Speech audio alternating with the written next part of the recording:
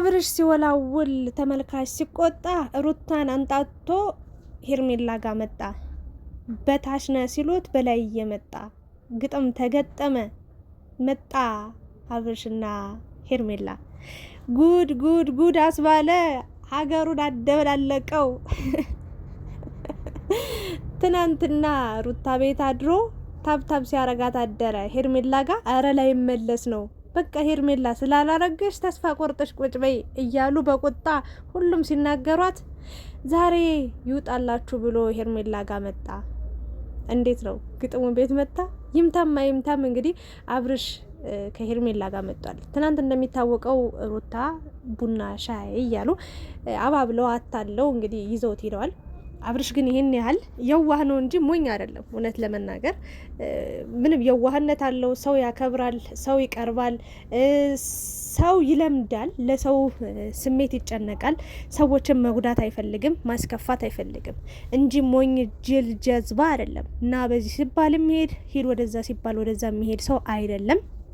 እንግዲህ ኤፍሬምም ሩታም ሌሎቹም እንደ ህጻን ልጅ እንግዲህ እንደዛ አርግ እንደዚህ አርግ እያሉ መከራ ሲያበሉት ነበር።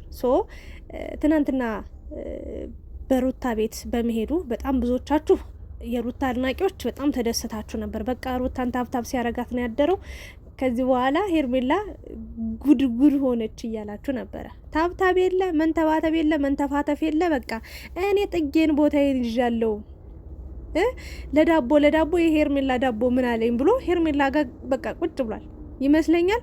አምባሻና ድፎ ዳቦ የሚባል አለ አይደል? እንደዛ ይመስለኛል። እንደዛ ተለያይቶበት ነው። ድፎ ዳቦ ነው በቃ። ግን አንደኛው አምባሻ ዳቦ ሆኖበታል፣ አንደኛው ደግሞ ድፎ ዳቦ ሆኖበታል ማለት ነው። እንግዲህ ድፎ ዳቦን መርጦ ሄዷል ማለት ነው። በመተት የምታምኑ እኔ እግዚአብሔርን ስለ መተት የሚያውቅ እንደውም ቅድም እኔ መተት ምንድን ነው ስትል ሰማዋት እና እኔም እንደዛ ነው። እግዚአብሔርን በመተት የሚያምን ሰው ነው፣ መተት የሚያቅ ሰው ነው። መተት አሰርቶ ወይ ተሰርቶበት የሚያቅ ሰው ነው የእውነት ለመናገር በቃ ስለ መተት የሚያውቀው። እና አብርሽን ሲጨብጠው የገዛ ወንድሙ ነው የበላው፣ የገዛ ወንድሙ ነው የሸጠው።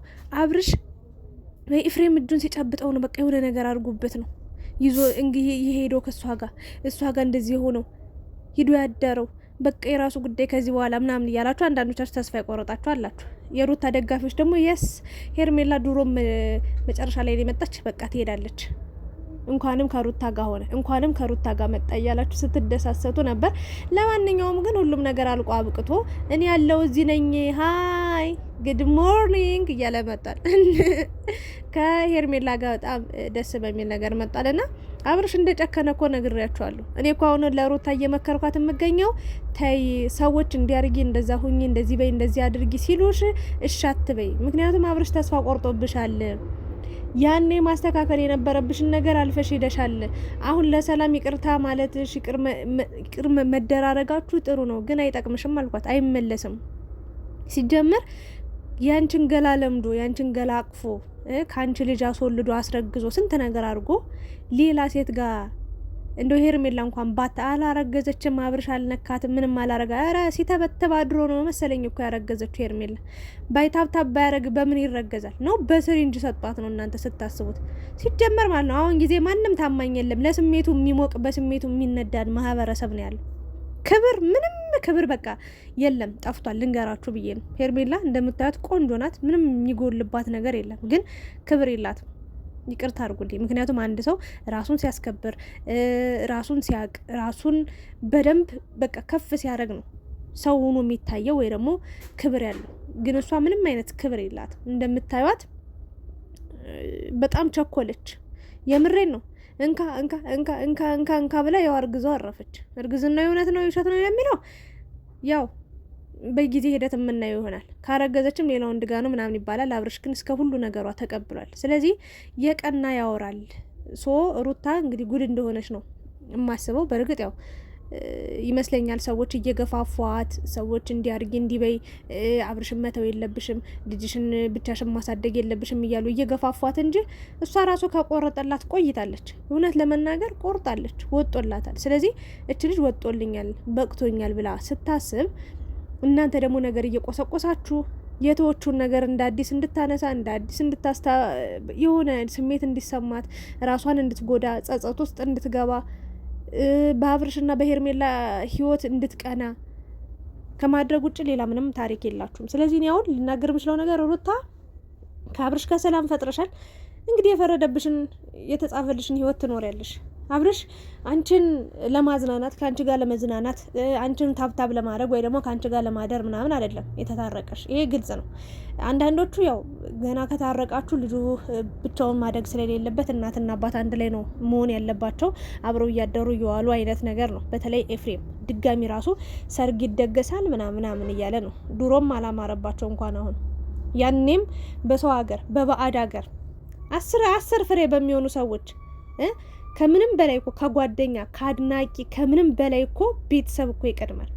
የቤተሰብን ደስታ ማስቀደም ነበረባቸው እና ሩታም ራሷን ማስከበር ነበረባት። ከወንድ በላይ ሊያሳስባት ስለ ክብሯ ሊያስጨንቃት የሚገባው ሴት ልጅ ነበረች። ግን ይሁን ብለው እንግዲህ በዋሉበት አድረው ውለው ሰርግ ደገስም ብለው መጥተዋል።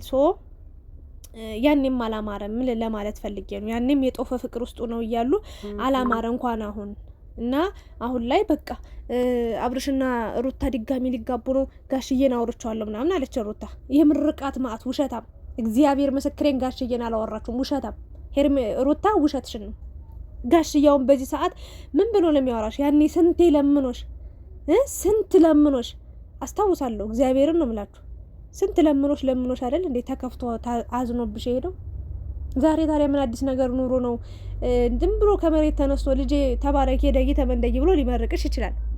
ግን በምን ስራሽ ወይ ማለት ምን አርገሽ አሁን ላይ እስኪ በምን ምክንያት ነው ጋሽዬ አንቺን ደውሎ ሊያወራሽ የሚችለው?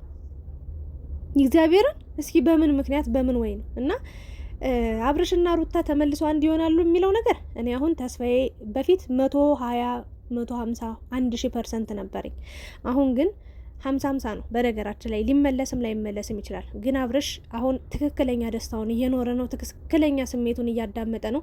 ትክክለኛ ፍቅር እየሰጠችው ነው። ሄርሜላ ባሌ ነው ብላለች። በቃ ባሌ ነው ማንም ሊወስድብኝ አይችልም ብላለች። ስለዚህ ብልጥ ሆናለች። በብልጠት ነው የበለጠቻት። በነገራችን ላይ ሩታ ሞኙና ነው የተሸወደችው። እግዚአብሔርን ነው ምላችሁ። በብልጠት በልጣታለች፣ ወስዳባታለች፣ አሸናፊ ሆናለች፣ አሸንፋለች። አደንቃታለሁ። የእውነት ነው የምናገር። ሩታ ብልጥ ብትሆን ኖሮ ባሏን ወደ ውስጥ የምትወስድበት ጊዜና ሰዓት በጣም ብዙና ሰፊ ነበር። አሁን ነገሩ ካበቃ ካለቀ በኋላ ሌላ ታሪክ ውስጥ ከገባ በኋላ ሌላ ታብታብ ከተፈጠረ በኋላ እንግዲህ ታብታብ ምን እንደሆነ ያው የሚገባችሁ ገብቷችኋል ብዬ አስባለሁ። ያው ስሙን ላለመጥራት ብዬ ነው፣ ይቅርታ አድርጉልኝና ሌላ ታብታብ ተፈጥሯል። ታብታብ ተደርጎ ልጅ ተረግዟል። እና ይሄንን ነው ልላችሁ የነበረው። የሩታ አድናቂዎች ያው በጣም ደስታችሁን እየገለጻችሁ ሄርሜላ ውሸቷን ነው ምናምን እያላችሁ ትገኛላችሁ። እኔም እንደናንተ ቢሆንልኝ ደስ ይለኝ ነበር፣ ግን አልሆነም። ሩታ ሙሉ በሙሉ ተቀይራለች እኮ። እስኪ አሁን ሩታን የሚመስል ማንነት አላት ሩታ? የበፊት ሩታና አሁን ላይ ያለችበት ሩታ አንድ ናቸው? አይደሉም። በጣም ተለዋውጣለች፣ በጣም ተቀይራለች። ሰው ነው በቃ እንደ በግ የሚነዳት። ይሄ ለሷ መጥፊያዋ ነው። እኔ ሁሌ ደጋግሜ እናገራለሁ። ገና አንድ ብለው እነ ሜሪ እነ ጽጌ ጀምሮ ዳኒ፣ ጽጌ፣ እነ ሜሪ ሲመጡ ሜሪ እግዚአብሔርን አስታውሳለሁ የሆነ ሰዓት ላይ ለሩታ ዘመዴና ስጋዬናት ምናምን በላይ የታባቱ አውቃት ሜሪ ጭራሽ ማለት ጭራሽ ምንም በሚዲያ ነው የምታውቃት ሩታን። እውነቱን ንገሪኝ ካላ ምን ዘመዴናት ስጋዬናት አይደለችም፣ ውሸቷን ነው፣ ዋሽታ ነው። ታያላችሁ። አሁን ደግሞ ሩታ ጋር መጣ ካላሽቀበጠች ምን አለች በሉኝ። አብርሽ እንደዚህ አርጎሽ እንደዚህ እንዲህ አርጊ ምናምን ብለው ድጋሚ ደግሞ ሜሪና ዳኒ በሩታ ህይወት ውስጥ ካልመጡ እኔ እቀጣለሁ። ያኔ ታይ ብያት ነበር። ያኔ ጀምሮ ነው ጽጌ የነበረች ሰዓት ጀምሮ ዳኒ የነበረ ሰዓት ሜሪ ከህይወትሽ እነዚህ ልጆች ካላስወጣሽ እመኝኝ ህይወትሽ ሁሉ ይመሰቃቀላል። አብርሽን በራስሽ ፈቃድ ታጫዋለሽ ብዬ ነግሬያት ነበረ። እኔ ያልኩት ነገር ሁሉ ሆኖ ይኸው ባዶ እጇን የቀረች። በእርግጥ ከሱ ጋር ተለየች፣ ሌላ ህይወት አይቀጥልም፣ ሌላ ህይወት አይኖርም ማለት አይደለም። ግን ከዚህ ትምህርት ወስዳ ሌላ ጥሩ የሆነ ህይወት እንድትኖር መማር አለባት ብዬ ነው የማስበው።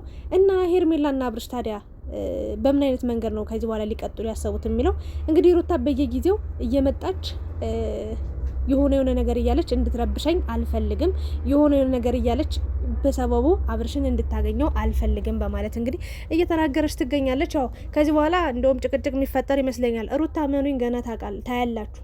በየሰከንዱ በየደቂቃው እየሄደች ከአብርሽ ጋር መገናኘቷን አታቆም። በልጅ እያሳበበች በሌላ ነገር ማለት ነው። እና ሄርሜላ ደግሞ አሁን ሰላም እስኪ ታያቸው። በቃ ሩታ ልነግርሽ የምችለው ነገር ምንድን ነው? በቃ በራሷ የምሬ ነው። በራሷ ትቀጥል፣ በራሷ ዝም ትበል። እስኪ ለትንሽ ጊዜ በራሳቸው እኮ ሲበቃቸው ተለባልበው ምናልባት አሁን አንቺን ለብልቦ አይደል ሲበቃው በቃኝ አለው። ምናልባት ከሄርሜላ ጋርም እንደዛ ተለባልቦ በቃኝ ሲል ምናልባት አንቺ ጋር ከመጣ ልትቀበዩ ትችላለሽ። ያኔ ትቀበያለሽ ወይ አትቀበዩም ለሚለው እንግዲህ የራስሽ ውሳኔ ሊሆን ይችላል። ግን አሁን ላይ እንደምታያቸው አብርሽ መድኃኒት ጠጣል፣ ደንዝዟል። እናንተ ምን መድኃኒት አለ ስታስቡት? መድኃኒት እኮ ማለት ነው።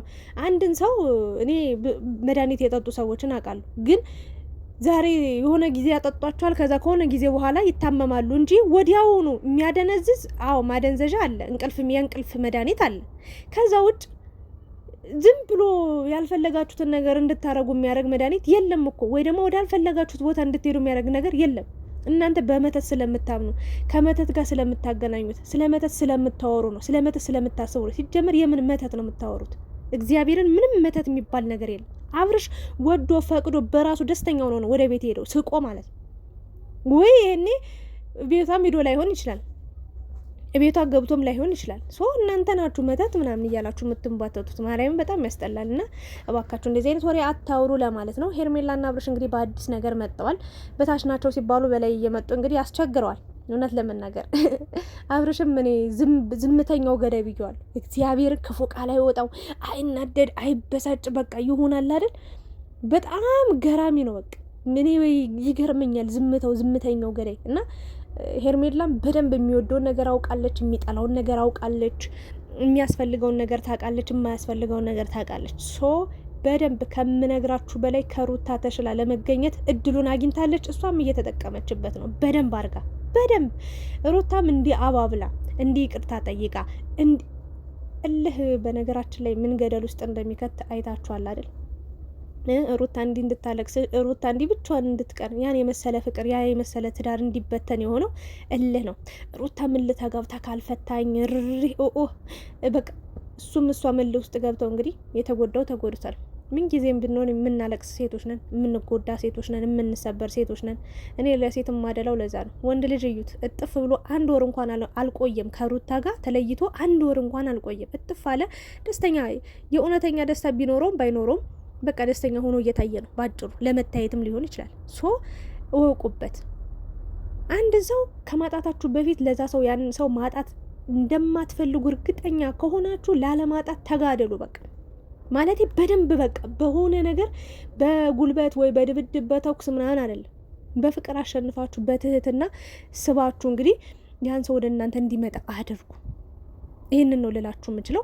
ካልሆነ ደግሞ ሂድ ካላችሁ አንድ ቆርጣችሁ ወስናችሁ አልፈልግህም ብላችሁ ከሸኛችሁት በኋላ ደግሞ ይውጣላችሁ፣ ይቁረጥላችሁ እንጂ በየጊዜው እየሄዳችሁ እሱን እየተከተላችሁ ራሳችሁንም አትጡ፣ ክብራችሁንም አትጡ ነው ብዬ ሀሳብ አስተያየት የምሰጠው ለሩታ ማለት ነው።